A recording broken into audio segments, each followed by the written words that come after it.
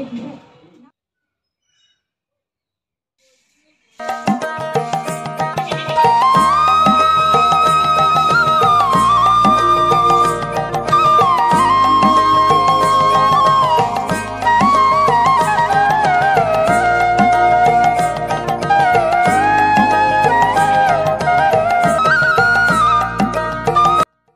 Morning আমার প্রিয় পরিবার, আশা করছি প্রত্যেকে ভালো আছো, সুস্থ আছো। নতুন দিনে নতুন আরেকটি সুন্দর সকালে এমা ডেলি লাইফস্টাইলে সকল ফ্যামিলিকে আমার অনেক অনেক শুভেচ্ছা ও ভালোবাসা জানিয়ে আমি আমার ব্লগটা এইমাত্র শুরু করলাম। তো এখন বাজে হলো 8:30। তো স্নান টান করে দেখো চলে আসলাম ঘরে। তো দেখো সিঁদুর টিঁদুর পরা হয়ে গেছে আর এখন যাচ্ছি হলো রান্নাঘরে।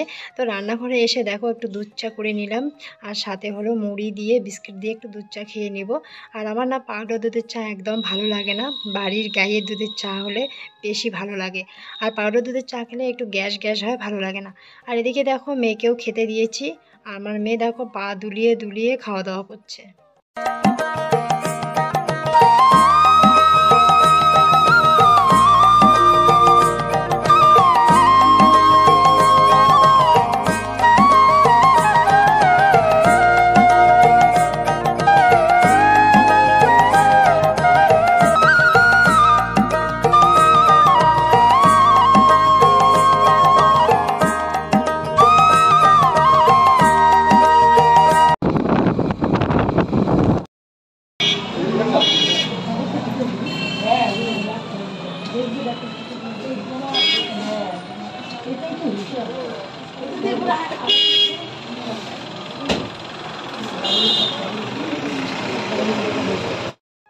জানো তো বন্ধুরা, হঠাৎ করে আমাকে ডাক্তারের কাছে আসতে হলো। তো আমার না 3-4 মাস আগের থেকে হালকা একটু জ্বর হয়েছিল। তো জ্বরের উপলক্ষে সারা মুখে এরকম গোটা গোটা উঠেছে। তো বুঝতে পারছি না এগুলো কিসের থেকে। তো ভেবেছিলাম যে কমে যাবে, কিন্তু কিছুতেই কমছে না। তারপর স্কিন ডাক্তার দেখালাম সামনের মাসে। তো স্কিন ডাক্তার কিছু ঔষধ দিয়েছিল, তো ঔষধগুলো নিয়ম মাফিক খেয়েছিলাম। খাওয়ার পরে দেখো একটু কম হয়েছে। তো উনি বলেছে 2য় মাসে আসতে। তো এবার 2য় মাসে গেলাম।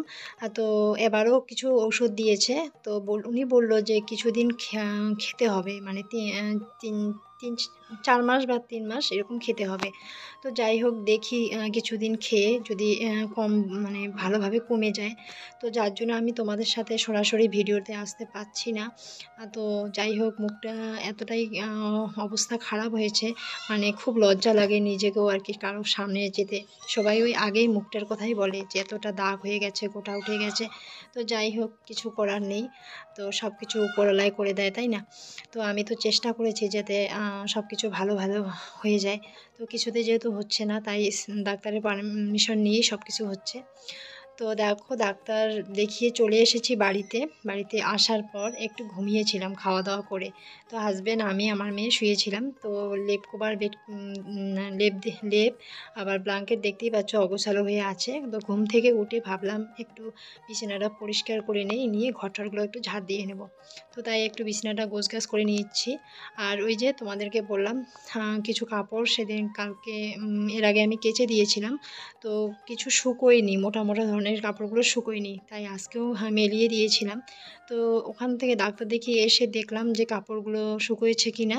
তো কাপড়গুলো একটু হালকা ড্যাম ড্যাম আছে, মানে শুকোয়নি সেইভাবে। তো দেখো বিছানাটা আমার ঝাড় দেওয়া হয়ে গেছে।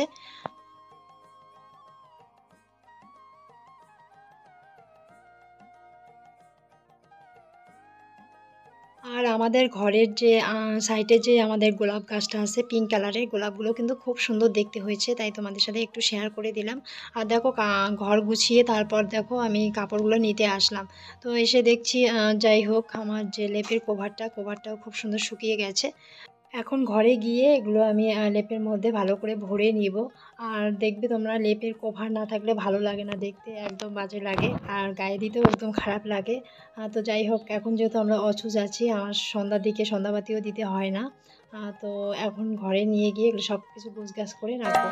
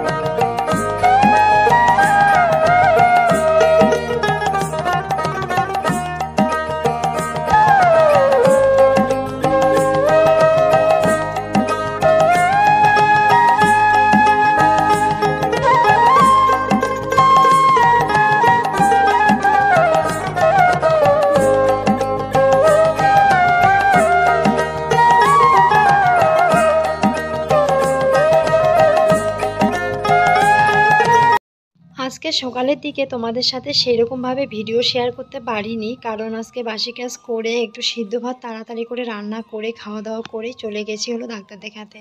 তো ওখানে যেহেতু ভিড় জমে গেছে, তো সেখান থেকে আসতে আমার অনেকটা লেট হয়ে গেছে, তাই সেরকমভাবে ভিডিও শেয়ার করতে পারিনি। তো যতটুকু পাচ্ছি বিকালের দিকে শেয়ার করছি। আর তোমাদের সাথে আমি বিকেলের কাজগুলো শেয়ার করি না সেরকমভাবে, সমস্ত কাজগুলো আমি অফ ক্যামেরার মধ্যেই করে থাকি।